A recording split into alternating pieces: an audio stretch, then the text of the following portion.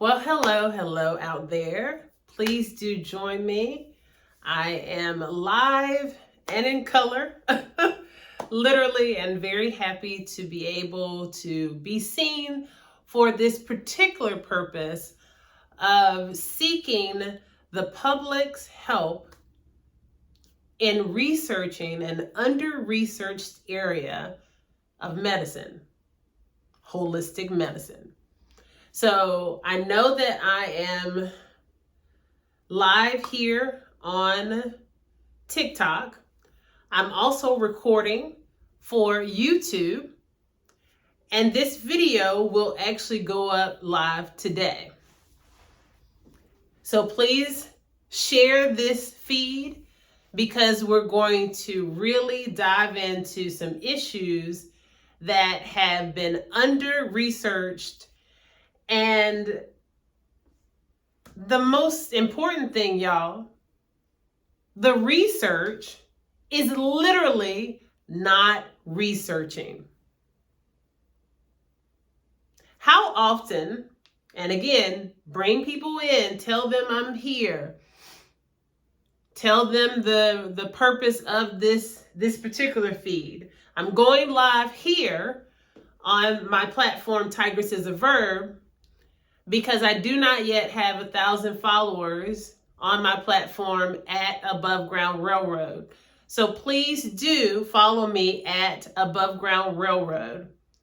I am the founder of the Above Ground Railroad. Some others have touted that. That is not accurate. I have the incorporation, I have the paperwork, the copyright, the trademark, in commerce, all of it is there. So please let people know. Follow me there so that I can go live directly from the TikTok handle at Above Ground Railroad. I first started the Above Ground Railroad to, of course, be an advocate in civil rights and all that entails for my beautiful Black and diasporan brothers and sisters. And then I quickly realized, as my family has taught me, you see my dad's veteran flag there and my mom, that all people are my people, and that truth does not negate our infinite pride in being Black and our heritage, which includes Haitian heritage and Native American Cherokee. We are beautifully and proudly Black. And I thought to get the diaspora on one accord, that definitely is necessary. And being on one accord does not mean that we have just one monolithic thought. But being in solidarity is what it really boils down to. Come on, join me, because we're going to talk about under-researched holistic medicine.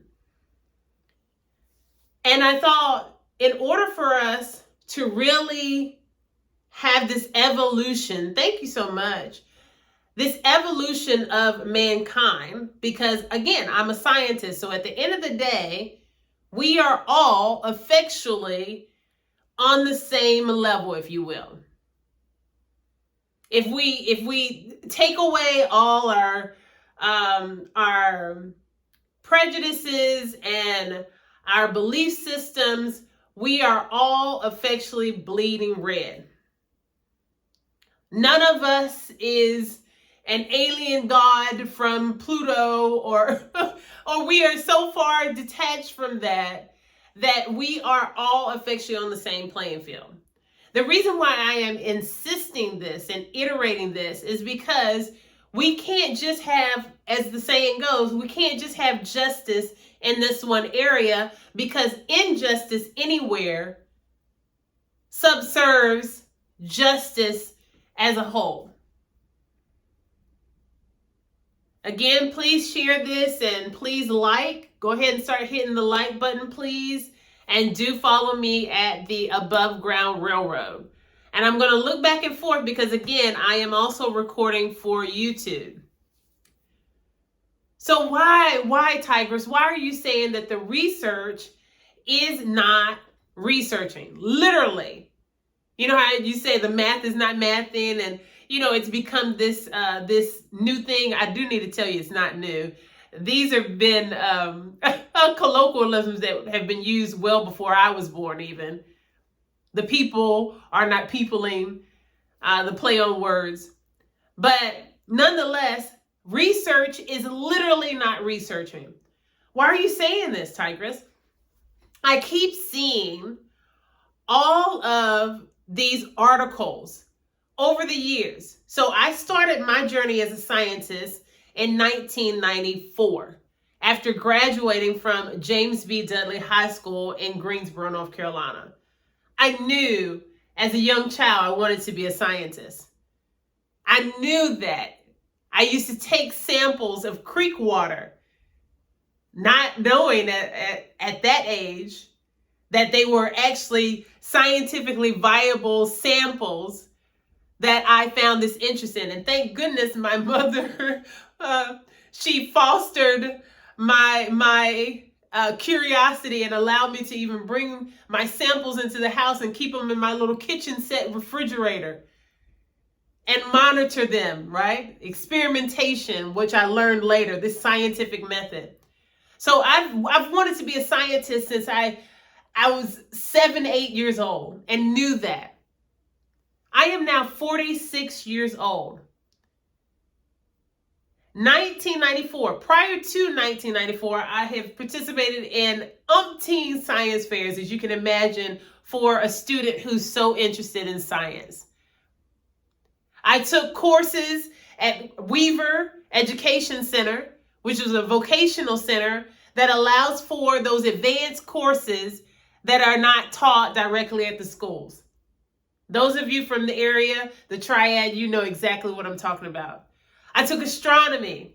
I took physics. I loved science. Still do. Why am I saying all of this? It is so important because at the end of the day, from 1990, when I began my high school years, then in 1994 began my college career. I'm from Winston-Salem. Love that you are passionate about research and scientists. Yes, please stick with me and share this because we're going to get into really in depth why this research is very necessary. Give me 1 second.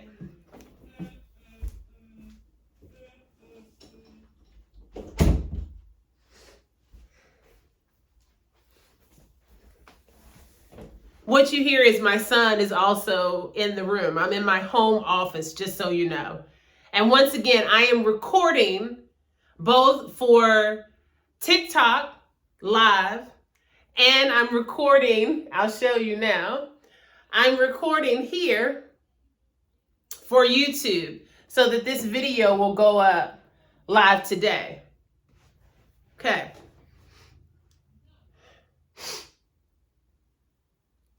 In 1994, I began the journey of my first degree. You'll see my degrees on the wall there. You can tell I put in a bit of work. And it's because of how much I love science. In fact, a lot of people have questioned, why would you go to law school? You're a core scientist. Ironically, because of how much I love science, I pursued law. Because I found that the pursuit of law, having that JD on my tool belt, would help with advocating for sustainable energy and environmental or ecological sustainability. The biggest issue that we have is that over these years, I've noticed a phenomenon. And it really is, it's less of a phenomenon actually, and more of a pattern and practice. And I'm using these terms intentionally because pattern and practice typically means that someone is doing something intentionally, regularly, it's in their regular course of business and intentionally, right? Over a period of time. Well, what I've noticed is that many medical doctors and medical researchers and some of my talented peers in science, hey, yeah, there you go, right. But some of these individuals, you tell me if you've experienced this as well, some of these individuals in these medical fields, lots, too many of them, they continue to tell us that there is not enough proof for holistic medicine. There's not enough proof for natural remedies. The research is not settled for essential oils.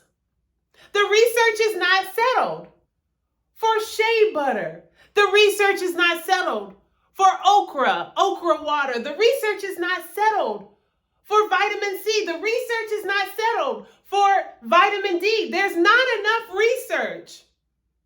There's no proof that natural remedies work.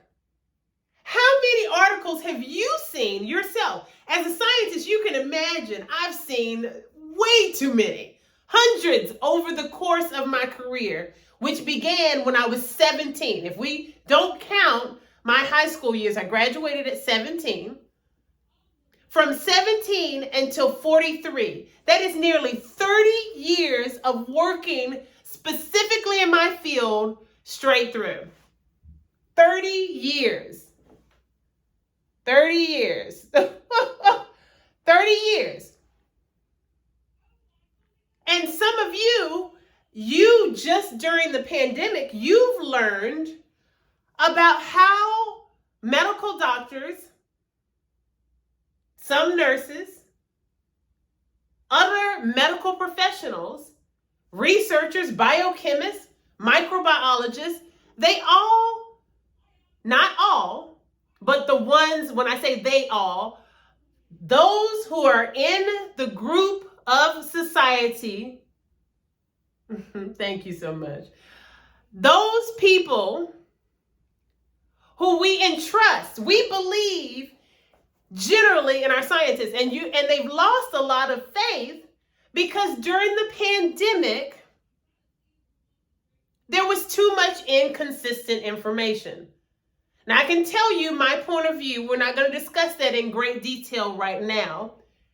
You can visit and watch all of my past videos regarding the pandemic and viruses, because my science, there is virology and microbiology specifically, are core to my specialization, my expertise, and it is conferred. I have passed my qualifying exam. I have been conferred as an expert in my field. You got it. Too much government involvement. Well, the political involvement with regards to vaccinations and the efficacy of those. If you visit my channel at SeeTigressRun, SeeTigressRun, you will see my videos that are still up and live since before the beginning of the pandemic. And it will be very clear that I know what I'm talking about, because now they're coming out with studies and revelations of scientific principles that are now being shown to be true. And one of those is relevant to this particular live, which is natural remedies, natural immunity. Now, I'm an objective scientist, so I am not going to vilify altogether Western medicine. Western medicine, when used objectively and ethically and in line with the scientific method, is viable. There are many different conditions that definitely require innovative Western medicine. I will not negate that at all. However, it is an undeniable fact No medical doctor can go against it. No scientist can go against it, because in going against this next statement that I make, they completely demonstrate incompetence in their field. There is no surer remedy than nature. And I am amongst the scientists who would best know this, because my science, the core to my science, is biomimicry. My specialization is wetland bioremediation.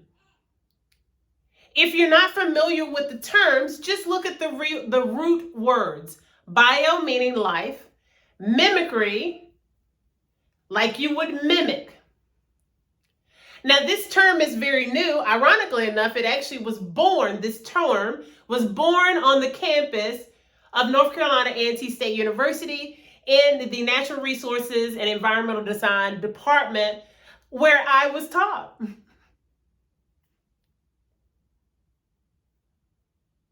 You got it, bingo. And it was only born, this term, biomimicry specifically, was coined by one of my former professors only about 6 or 7 years ago. But if you look at all the journal articles, and if you look at all of the mechanics of this world, all of the industrialization, everything that civilization has been a mimicking of what they saw in nature. And because man sometimes is too arrogant, we watch and we say, since we have cognition and that animal does not have cognition, it only has effectually automation, like it can sense danger autonomously, right? It's intuitive even, but it is not cognitive. It's not a brain thinker, even though a lot of science has shown there are lots of animals that have arguably greater cognition than some humans we know. I'm sure some humans you know as well. But the point that I'm making here is that since we are humans, I'm going to make an analogy. I'm going to use an analogy. I always speak about this. I tell my son, we have to be very careful because, have you studied Lake Michigan? Yes, of course. Yes, I'm of Haitian descent. My dad put me down. Yeah. Put me down in a good way. So my parents were both black sheep. So yes, I've been the divergent child ever since. If my cousins come across this feed, honey, trust and believe, I've been me. So the point that I'm making here is that Jurassic Park is a great example of an analogy that explains or demonstrates the arrogance of humanity. Right? You got it. You see, in the movie Jurassic Park, we think we know best. So we want to manipulate. Once we cognitively understand the process of something, which is a natural process, which is then biomimicry, mimicking life, nature, then we exploit it. There's a positive exploitation, and then there is a negative exploitation. Obviously, negative exploitation is bad. Positive exploitation is good. It's ethical. It's called stewardship in ecology and in my science. Stewardship, like the shepherd, who is definitely in charge of the sheep, but in a caring way. Husbandry. In fact, the jargon for my specialization is wetland bioremediation and swine husbandry.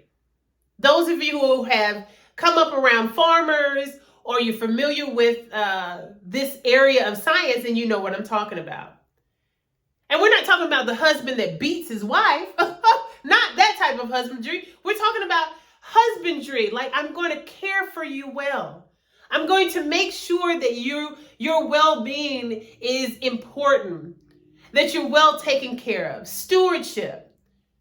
But too often, my fellow biochemists and chemists and microbiologists, if they are not driven ethically, then they get into the area of negative exploitation. Jurassic Park, again, is a perfect example of that. I always liken myself to Jeff Goldblum, who says life will find a way. If you're a scientist worth your weight, and you have been looking at microbial life under a microscope or viruses under a microscope for as long as I have, you cannot intelligently, confidently, honestly say that natural immunity is not the best defense for all of the ailments that will present themselves in our natural lives. Again, it would demonstrate that scientist, that medical professional, that doctor, that PhD, that MD, with complete, inarguable incompetence. So, going back to what I was saying initially, because in this movie, Jeff Goldblum, let me finish this thought too. So Jeff Goldblum continues to say, life will find a way. You shouldn't be doing this. It's dangerous. You're manipulating nature too much. The over manipulation is, I'm equating that to negative exploitation. And what happens? It's inevitable because life will find a way.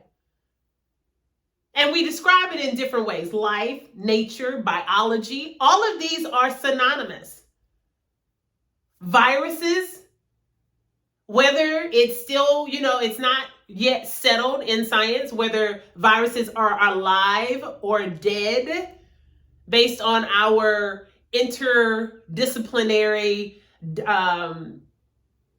vocabulary, if you will, and classification.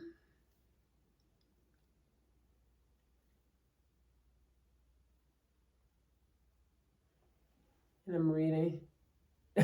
Yeah, agree completely. Rather be with animals any day of the week. Agreed. The biggest issue here is that, going back to what I was saying in the beginning, as I began to speak out about the research is literally not researching. All these years, 30 years, I've focused on my science, believing that my peers, they're going to apply the scientific method. I remember being in my freshman year and reading an article that said natural remedies there's no proof for them. They lack empirical studies. And you've heard that word thrown around a lot during the pandemic. And I referred to that as well a little earlier in my discussion. During the pandemic, a lot of people have realized, wait, there are a lot of scientists that are not giving ethical information. They are not ethically reporting accurate information. And they seem to be just going along with the status quo. They seem complacent. They're saying that natural remedies, there's no proof for natural remedies. And some are even likening natural remedies to witchcraft or black magic and trivializing it completely. Well, it wasn't witchcraft and it wasn't black magic when you mimicked nature to synthesize by man or woman's hands something to copy it. Interesting.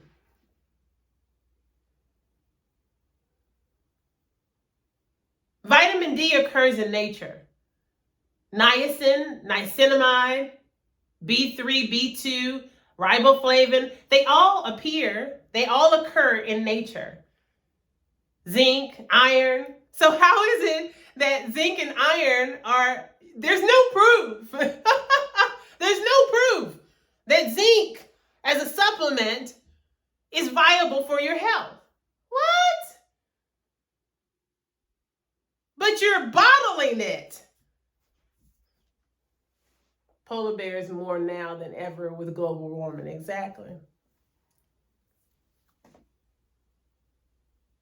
There's no proof that bioluminescence, which is natural from an animal in the sea, is something that can help us humans. But you're exploiting it. I'm confused. So as long as you synthesize it and change it a bit, or exploit the animal, kill all the animals, endanger the species, and then you now control it, now it's okay? And only in the form that you say is appropriate? When the master teacher is nature, indisputably. There is no better teacher for biology than nature. And you can call it our creator, our God, however you identify. There is no greater teacher. There is no greater master than nature. So this brings me to the reason for this live broadcast, because I'm going to try to keep it under an hour. Feel free to make your comments and your ask questions if you need to.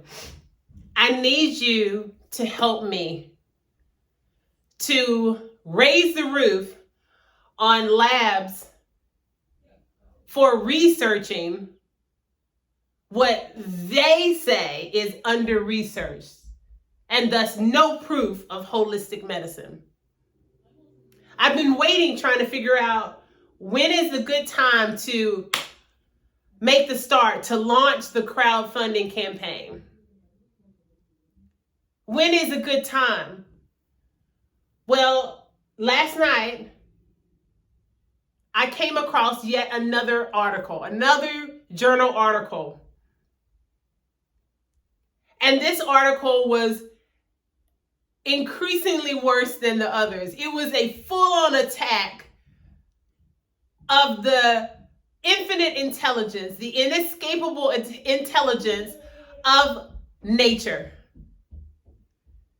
And in this article, which I will include a link to, so definitely follow me on YouTube. Subscribe to my YouTube channel at Above Ground Railroad, because that's where this live video will be posted. So again, if you're just joining me, what I'm doing now is I'm recording live on TikTok, but I'm also recording for YouTube.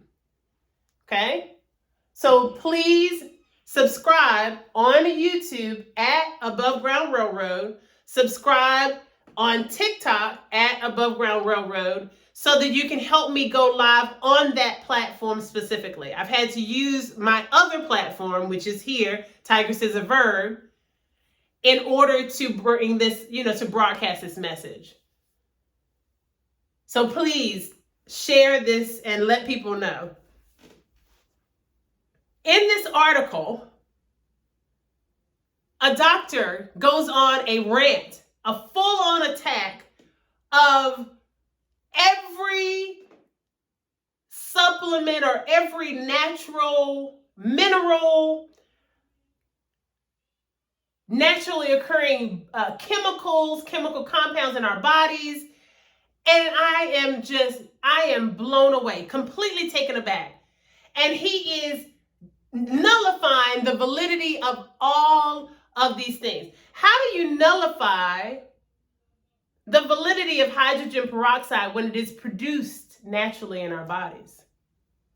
How do you nullify the validity of vitamin B when it is produced naturally in our mitochondria? It is necessary. It is cellular. What are you nullifying? That makes no sense. What are you speaking out against? Because you're saying that you are not even worth your weight as a PhD or MD. That you're showing that you are completely incompetent when you say that there is no viability in vitamin B. It is naturally required for our cellular function. Zinc is naturally required for our biochemical processes.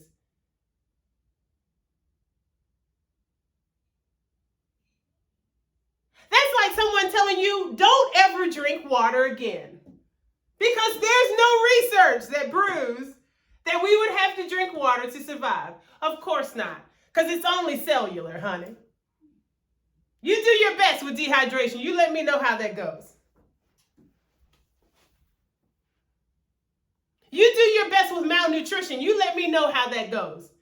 Do you know how many conditions are unset with vitamin D deficiency and vitamin B deficiency and B3, B2, B12, niacin, niacinamide, riboflavin? But it's okay when they repackage it and put it in a pretty container and then slap a big price on it and say, you buy it now because now it's safe. Because I'm the doctor and I fixed it. I fixed nature. I made it better. And now you can buy it for $50 a jar. That's what retinol is. Some don't realize that vitamin A is also naturally occurring. But they tell you it's classification name, its scientific name, right? And put it in a pretty gold packaging, pretty gold jars, really pretty jars. I won't dispute that. The jars are amazingly beautiful. And then charge $50, $75, $150, $200 for night cream with retinol. Night cream with argan oil. Argan oil comes from the what? The argan seed, which comes from the what?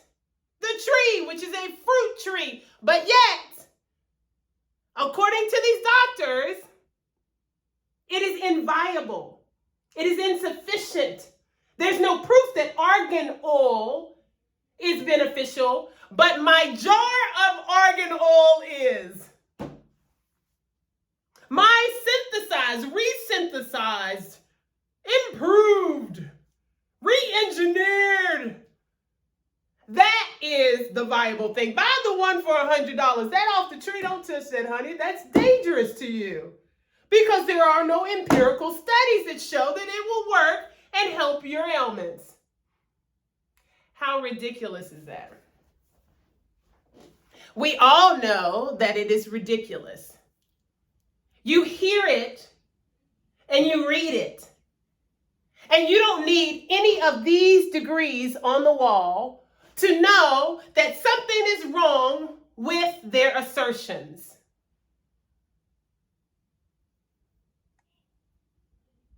There's a lot of people that also didn't know that hydrogen peroxide is produced naturally, biochemically in your bodies, and a lot of insects as well.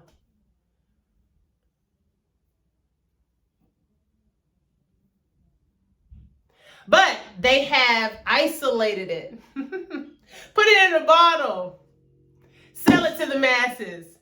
We did this.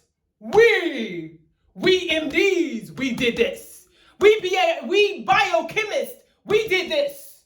Now buy our stuff for $100. How dare they?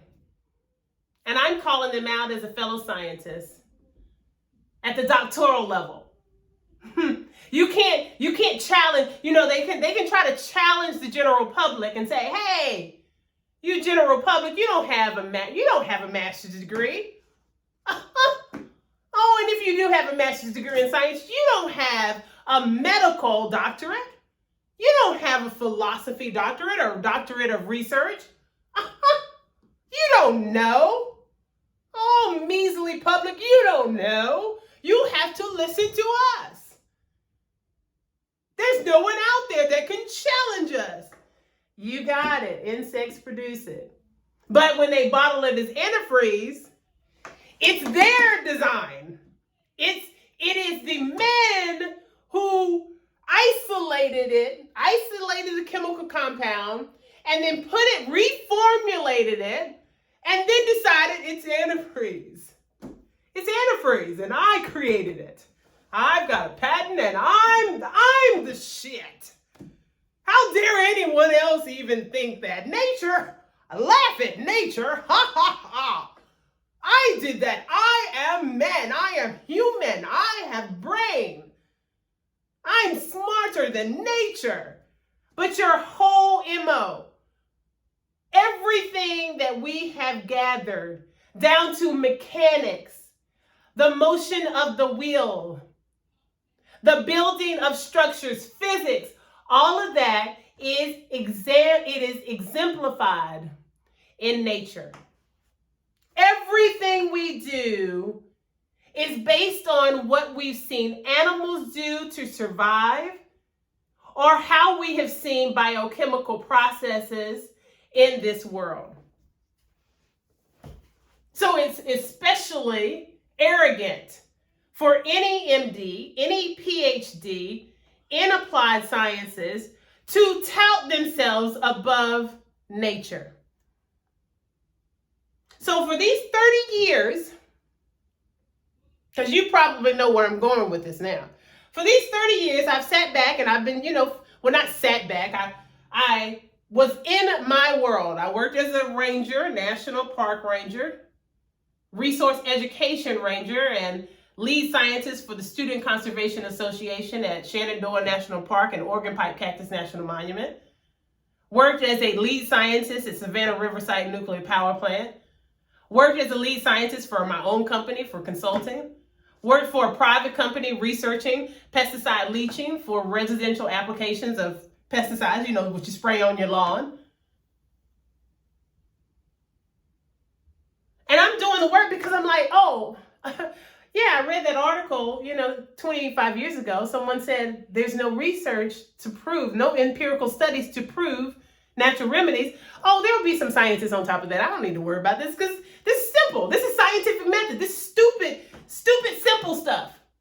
This is not high-level stuff. This is, okay, if you say it doesn't work, or you say, more specifically, if you say there is no proof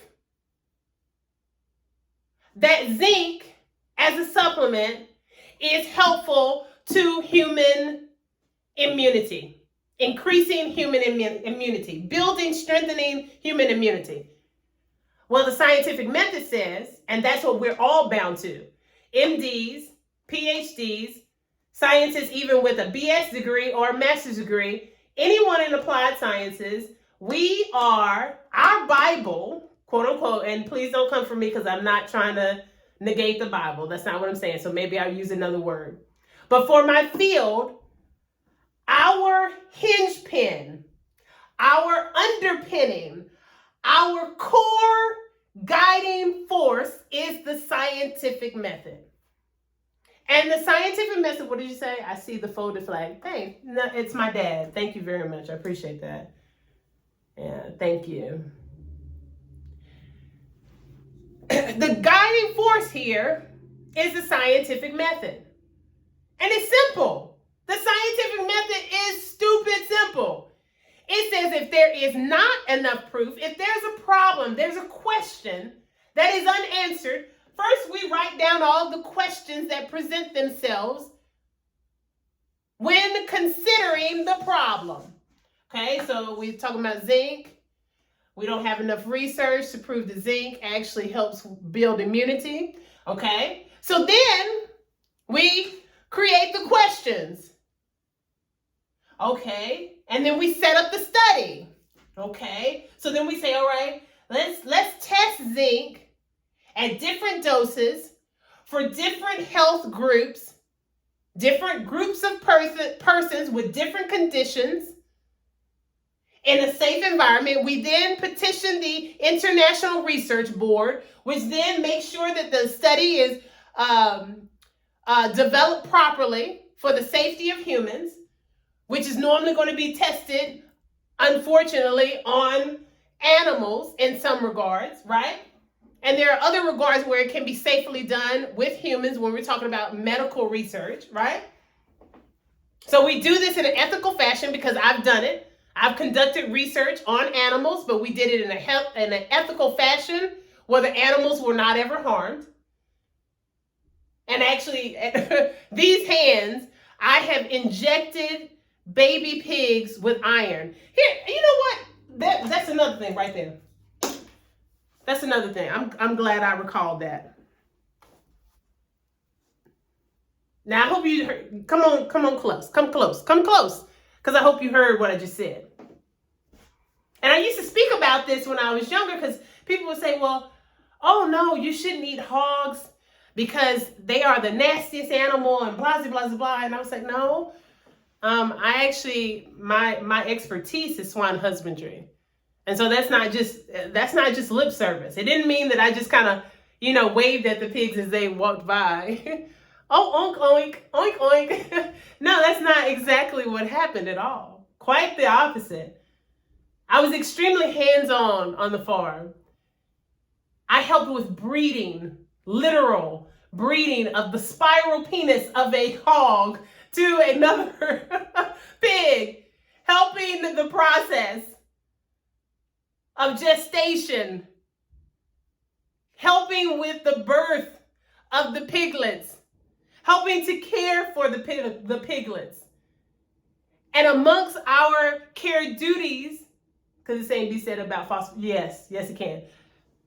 Amongst those duties were to care for the nutritional health of the pigs. And we would have to give them iron shots. Are you following me here? So iron is a naturally occurring element. Duh.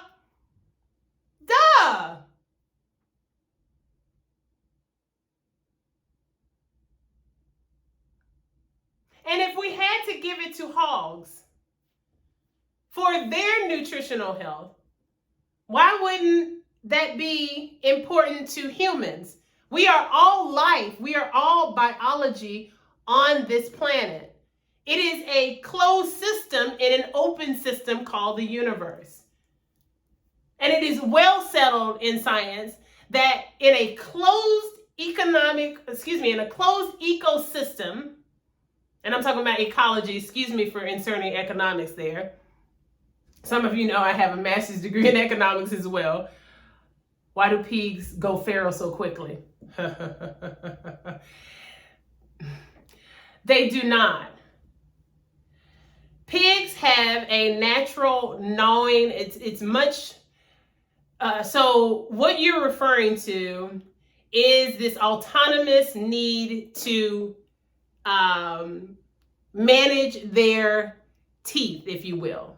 That's the best way to describe it. And I know this hands-on because I also used to have to clip the teeth of the piglets because they would gnaw on each other and they would gnaw on each other's tails. We had to clip their tails as well. So it is something that is just innate for their teeth. It's like they are forever in a teething state as opposed to us humans. We remember when you were a baby, remember when you were a baby. We were all babies at one point, and we all, arguably, if aliens were looking at us and they didn't have this same process, maybe they don't have a need for teeth, and they looked at it from the outside looking in, said, what the hell? Why are these babies gnawing on everything? They would say we were feral too, okay? So a lot of this is just having sufficient information. Here's another myth, James, to clarify with regards to pigs. People would also say that they are the dirtiest of animals. And I would quickly, oh my gosh, honey, we cared for them, bathing, showering, internal health, nutritional health. Again, with making sure that their teeth were clipped, their tails were clipped so they would not gnaw and grind their teeth on one another or on things. They were well kept. They talk about a husbandry.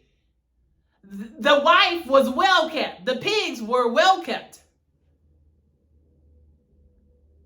And the irony, as I used to explain to people, the irony is that the more that the public asserts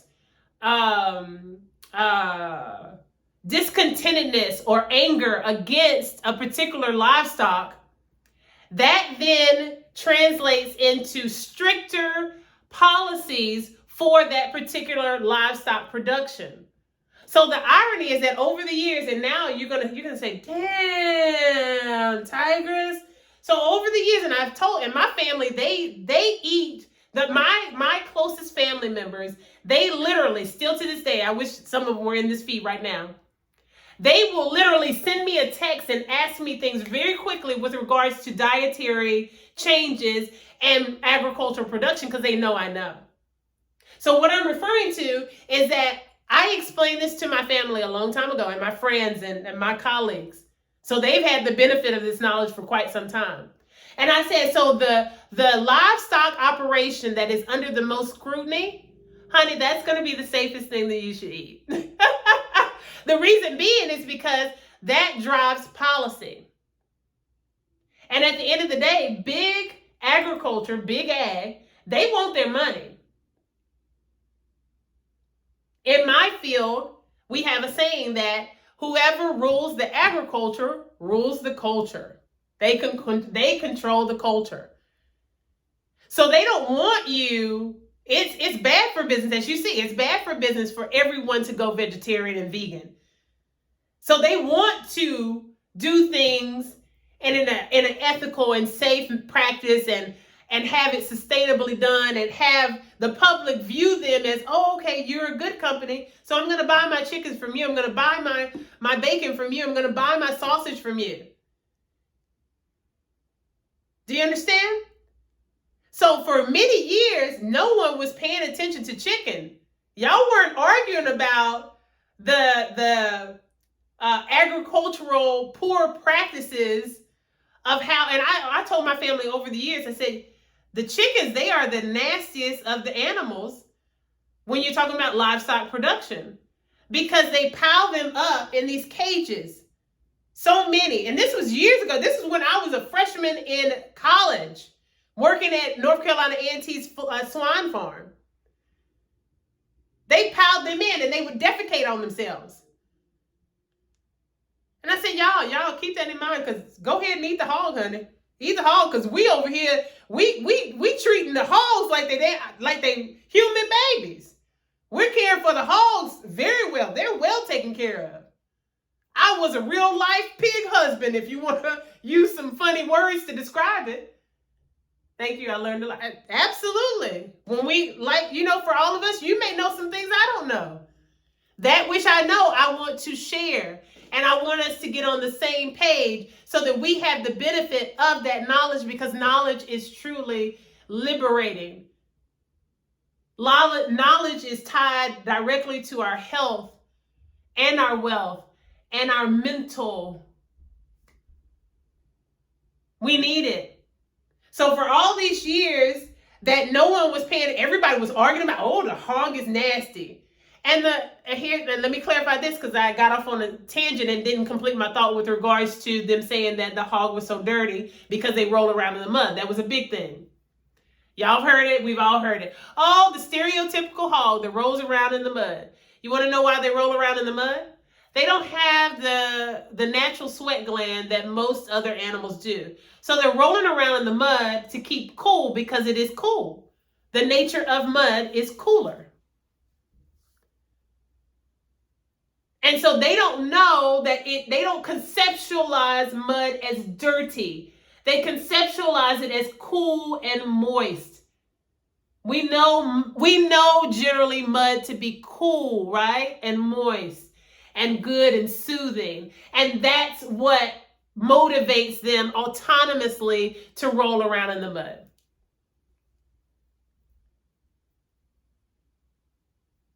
And this was my science. So I know it up and down. No one can dispute me on it. I did it. I did the work with these bare hands. I've castrated baby hogs. I've castrated larger hogs. I've herd them. I've bred them. I've cared for them. I've done it. And you may ask, well, how in the hell did you do swine husbandry when it came? And you just said you were a wetland scientist for the most part. Well, herein lies the irony. And then I've got some closing remarks, and I really need your help. Keep insects off of them. You got it. You got it. You got it. Now, I did meet a hog out in Arizona. It actually does have a sweat gland. It's called a javelina, Javelina. It has a sweat gland on its back, if you will. And the irony is that if eaten, you know how humans, we are trying to do too much, it's poisonous. But outside of that, that's the only big issue that I would inform the general public about with regards to dietary intake of pig, if you will. But yeah, so pig is well taken care of. Well. And now here we are. Fast forward, everything I said has come full to term because everybody's upset about the quality of chicken. Well, I told you that, at least the people I knew, and the people that would listen to me, because I did try to tell other people. I tried to tell the public generally as well. And it was just kind of, oh, okay, scientists. Okay, okay, scientists. We're going to listen to this doctor over here because the doctor says that the bacon is really, really bad for us. And the bacon is the worst thing for us. And the hog is the worst thing for us. And so the livestock production for chicken just went under the radar.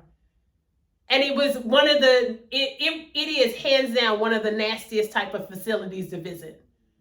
Hands down. And you all know that now. There are many documentaries, Netflix specials. You know it now.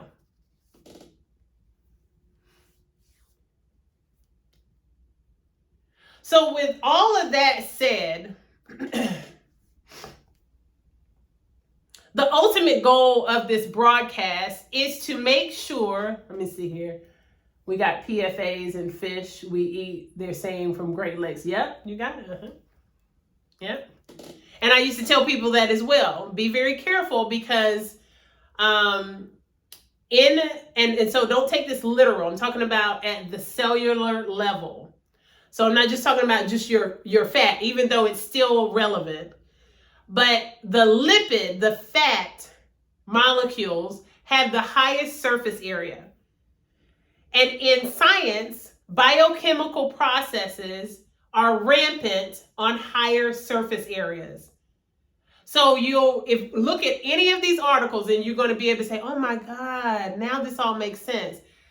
In these animals, these fish, in their fat was found this collection, this over inundation of toxins.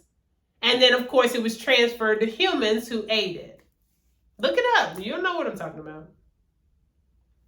So ultimately, because I don't want to have this go on and on without there being a specific call to action, because I'm not just a talker. I'm known as Queen Get Her Done. You can actually follow me there as well, at the Queen Get Her Done, and you can also visit my website, queengetherdone.com. So I'm about the doing, not the talking, for real. But I've understood that the talking is necessary for people to have sufficient knowledge to then act. So this is what this is for. And I need you to understand that we can't keep going on this path of saying, oh, there's not enough research to show that natural remedies work. Well, why not? You had 30 years. I've been working. I've been doing my stuff. You had 30 years. This is your field. It's not even specifically mine. Even though I have expertise in holistic medicine, it doesn't appear on any one of my degrees. So you're the medical doctors. How dare you keep saying, how can you with a rational mind as a medical doctor, unless you know that you are pulling a trick, unless you know that you're defrauding the public for 30 years straight, say, we don't have enough proof. I was about to get me on you for a second. I was going to curse real good. Say, MF, then research it. I'm confused. After all, you are the medical doctor. You are the expert in this field. So research it. Research it. And money is not the issue either, because at the end of the day, remember I told you that I'm also an economist at the doctoral level. So my program was delightfully and intentionally, I asserted that I pushed for my degree to be interdisciplinary. Master's in Agricultural Economics and Rural Development. My PhD program, my candidacy is in energy and environmental systems and economics, applied economics.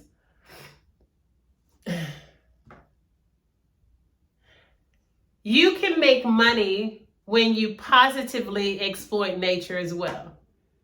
When you do it as a steward of nature, you can still make good money. It's just that they will actually have to eat crow and say, we were wrong for all of this time. But there's still another way that they could position it. They could make this transition, and they could do it pretty seamlessly as well. Now, there's going to be a lot of us that are, we've been watching them very closely over the years, and we're going to call BS on all of it. But they can still do it. They can save this. They can turn it around and just say, okay, you know what? Hands up. You got us. You got me. They can even shift the blame. You know what? We have been pressured that we are not allowed to push natural remedies. And so we have been just working with our Western medicine, our synthesized medicine, which is biomimicry. We've been copying nature and reselling it in a pretty bag. And so please forgive us. But now we agree with you, like everyone's noticing in the pandemic. Have you noticed the shift of all the products? All the products now have tea tree oil listed on them. All the products now have peppermint oil listed on them somewhere. Jojoba oil. They have coconut oil can be used for this. Retinol ain't nothing but vitamin A. Hyaluronic acid, all those things, they are naturally occurring in our biochemistry all throughout this world, in this closed system. Ain't nothing new under the sun. But yeah, they could just, you know what? My bad. We're going to go ahead and start researching because we agree with y'all. We've gone a little too far. And we need to get closer back to, natural remedies, and because it's out of control. So we're going to go ahead and we're going to start this research and go ahead and put these studies in place so we can answer the question. If nothing else, to answer the question with finality. Here's the joy about law school. We've got about 5 more minutes. Here's the joy about law school and how it has really brought my entire academia together. So the legal aspect would say, oh, you know what? The legal argument of these medical doctors who have failed to research the under-researched natural remedies, right? The remedies that they say for which there is no proof. Right, listen to nature, exactly. They may say, oh, well, we're going to get sued, we're going to get sued, we're going to get sued. No, you can still have, I guarantee you there will be a lawyer willing to corrupt their oath of office and say, oh, no, I'm going to defend them. And under the doctrine of plausible deniability, they were doing their best. And now okay, fine. So that case is over. They know they got a slap on the wrist. Don't do it no more. Now what? Conduct the research.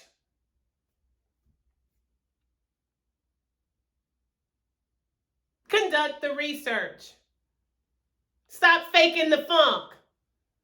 How dare you put out an article as a medical doctor and say that zinc, nor vitamin B, nor vitamin D? Do you realize the importance of vitamin D for all of your biochemical processes in your body? mitochondrially, the cellular level, where you're producing energy, the energy, the ATP, the adenosine triphosphate that is necessary for your body to work and perform properly. Do you realize how idiotic it is for a medical doctor to completely nullify all the things that I've just said? Vitamin B isn't important. Who told you that? Who told you that? Iron's not important. Who told you that? Zinc's not important. Who told you that? Then why are they giving vitamin B injections to Hollywood stars when they're stressed out and all exhausted from traveling the world doing performances? What's the point then, huh? Because there's no importance to vitamin B according to you. So then why would you inject them with it? Why would you create just a specific injection, a specific IV drip for vitamin B, if it wasn't essential at its core? Because I can guarantee you one thing, the Hollywood stars with a lot of money, they can sit, quote unquote, they can get the attorneys, they can motivate the attorneys financially to come after y'all asses and have you lose your license to practice altogether from any and all medical boards. So at the end of the day, we know how commonsensical it is to rationalize that vitamin D is helpful to natural immunity. We can commonsensically rationalize why a natural orange is better than a bioengineered, overprocessed orange. We can commonsensically put that together.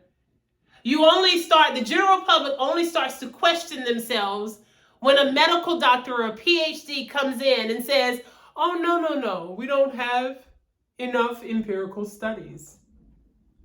We don't have enough evidence. The evidence is insufficient. There are no studies. Then conduct the studies.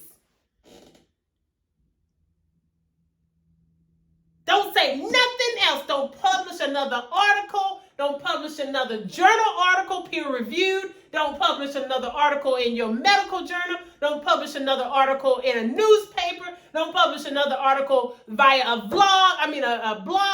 Don't do it until you conduct the research. Then get back to us. This is like parenting 101. Your child comes in and says, oh, well, I didn't clean my room. But I want my allowance, but I didn't clean my room. I would like my $5 because you say I get $5 every week. Well, go clean your room. Love you, but I don't want to clean my room. I told you that I didn't clean my room. Isn't that sufficient? I told you I didn't clean my room and I just want my $5. No, that's not how that works. So likewise, the medical field cannot say, oh, I told you that there's not enough evidence. Okay.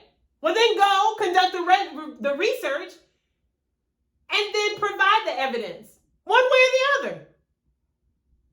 Why are you dancing around the subject? And it makes it even worse because we know that they know, there's a great likelihood that they know that nature wins, like the internet. The internet always wins, honey, and so does nature. And they know that.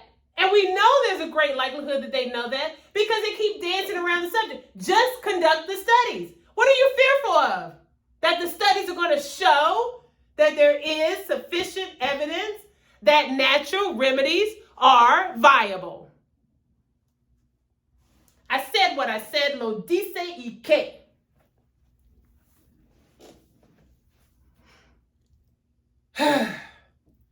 You can tell that I am an impassioned, happy Black woman scientist. And I am making this call to action to you all. Please share this live. I'm serious. I've added a bit of humor because we receive things well when we hear it from different points of view. You can hear the anger as well. I am almost embarrassed in some ways, especially because nowadays, there was a time where the scientific community was just very mysterious. And we were thought to be so, elitist. Oh, they're scientists. Oh, they're scientists. I can't hold a candle to them. We just have to trust the scientists. Just trust them. Like we're just supposed to silently trust the medical doctors. No, don't question the medical doctors. Just trust them. Then we've had great enlightenment throughout this pandemic and before, like years leading up to, which I've been so proud.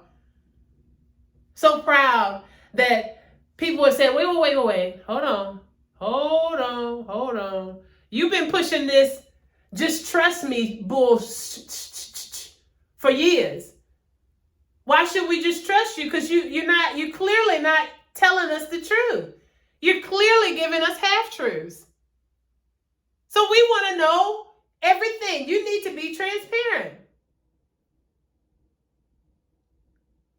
And so during the pandemic, because they have been called to do what they need to be doing, a lot of them clearly, they've been flopping around like dead fish. They don't know what to say. They're befuddled. They're like dopey. What do I do? What do I say? They see me now. They see me. They see us. What do I do? What do I do? And that's the part that's embarrassing for my community. So we've gone through this transition where scientists are, we're almost worshipped. Then it's like, okay, scientists, the most of them, they're doing the right thing. And now I've heard more often than any decade period of my lifetime, people refer to scientists in a very derogatory way. And I'm just talking about generally. We know that there's still a general respect for scientists, but there is more of a prevalence when people say, well, the scientist said. The scientist said the COVID-19 vaccine. The scientist said. I'm not listening to no scientists. I'm not listening to no doctors. The doctors don't all know. There are still ethical scientists like myself. This call to action is for you to please help me, because no one has they have the caucasity to do everything else, but none of them have the caucasity to just conduct the research. And because I am completely detached from the status quo, and I'm asking for you to please help me fund my labs, please, so that I can conduct the research that needs to be conducted, and let's just figure it out once for all. I know what I have experienced with the application of holistic medicine in my life, but I'm a trusted scientist. I'm an objective scientist. So if there is a category of people with certain conditions for which zinc supplements may actually worsen their conditions, I will accurately report that. But I am not going to stand for the medical community going to all-out war against nature and saying that none of it is viable because there's not enough research. So if you agree with me, please check my credentials. I'm on Ballotpedia. You can see that I literally am a scientist. I literally have the efficacy to run a lab. I've taught biology lab. I've taught chemistry lab. I've taught physics labs. I've done the work. I can do it. And with your help, I can actually hire ethical scientists to help me conduct the research. So please, please, please, please, please, because I am tired of this. And I am raising a young Black man. He's 13 years old. And I'm having this to show him. This. I almost feel, and I know I'm like a lot of parents, we're like, oh, was it responsible to bring him into this? So we feel the responsibility to take action and make it a better world. Because we can't do this. We can't say, this is where we're at, people. Where we're at right now is effectually medical doctors are saying, don't drink water unless I bottle it for you and charge you $1,000 million. And have you believe that they have somehow reformulated it, when we all know that that's not the truth. And vilifying nature. Oh, nature is chaotic. Why is it chaotic? Oh, you can't trust drinking from that stream. Why can't we trust drinking from that stream? And they can't come toe-to-toe with me because wetland bioremediation is that core. That is the core. Water, hydrology, pollution, hazardous waste. I have a hazmat certificate up here right now as I speak. Boom, right there. Worked at a nuclear power plant. I've dealt with water purification through wetlands, through naturally occurring wetlands, through engineered wetlands that were positively exploited for rivers, oceans. I've done it. In dry areas where there was presumably no wetlands, and actually there are wetlands out in out in Arizona. That is my field, so they can't come for me in that regard. But they still try to project to you because they have a bigger platform than I do right now. And I'm asking you to help me with that as well. Please follow and send people to follow my way, because I mean us well, because I am first human, and then a scientist,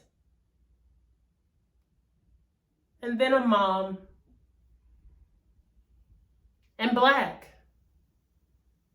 and we deserve better.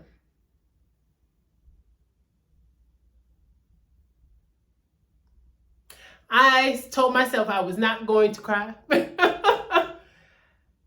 And so I'm going to end it here with a call to action. Please help me to raise funds. Please join me at the Above Ground Railroad. So that is just at Above Ground Railroad on TikTok, at Above Ground Railroad, which of course, if you're watching this on YouTube, then you already know it's at Above Ground Railroad.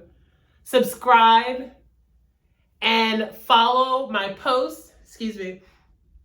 Right now I'm working on the crowdfunding campaign through Indiegogo.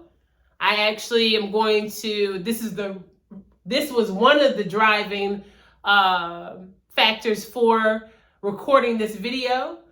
So I'm going to use the YouTube video, link it to my campaign, and then upload a picture of the Above Ground Railroad logo to it as well. So please just donate whatever you can, because at the end of the day, we know that dollars do make sense when we put it all into the pot. And my entire life has been completely transparent, and I don't plan on stopping anytime soon in that regard. I am always delighted to be a trusted scientist, a trusted economist, a trusted leader of the community, and I will continue to do so. Thank you so much for joining me, those of you who have stayed. Thank you for the 336 likes. I know this is not a popular type of live broadcast, especially on a Sunday. So I am very, very grateful for those of you who stayed and listened and commented and shared this feed and liked the post. It is especially especially noted in my academic heart and my human spirit. I will be going live in this regard again. I've got to try to figure out when, but please help me to get to at least 1,000 subscribers on TikTok. I will be following my beautiful Black women, so that will definitely help me as well for the Black Women Follow Party. But I want you all to, be a part of this. This is the Black and diasporan communities and our like-minded brothers and sisters in other cultures as well. I need everyone on board, because that I'm definitely going to have to deal with some people being, well, let's just check our studies. Again, I tell you, law has definitely brought my academia full circle. The people that know me well, they know that I live in the details. I live in the details. The validity of my studies has been airtight. You hear me? Airtight. And I will continue that commitment to study the application of holistic medicine. Thank you again for joining me. Have a wonderful Sunday. Bye.